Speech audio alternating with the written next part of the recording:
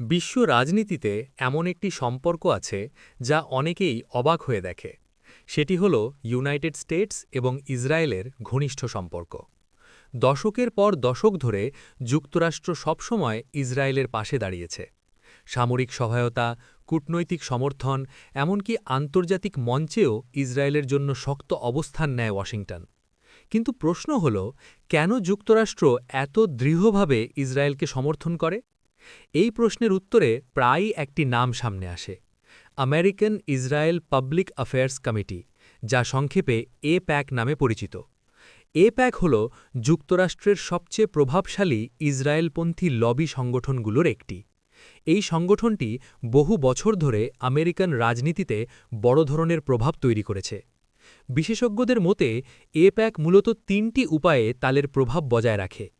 প্রথমত, রাজনৈতিক অর্থায়ন। যুক্তরাষ্ট্রের নির্বাচনে প্রচুর অর্থ প্রয়োজন হয়। এপ্যাক সমর্থিত দাতারা অনেক সময় এমন প্রার্থীদের অর্থ সহায়তা করে যারা ইসরায়েলের পক্ষে নীতি সমর্থন করে। দ্বিতীয়ত, নীতি নির্ধারণে প্রভাব। ওয়াশিংটনের রাজনীতিতে লবি গ্রুপগুলোর প্রভাব খুবই সাধারণ বিষয়।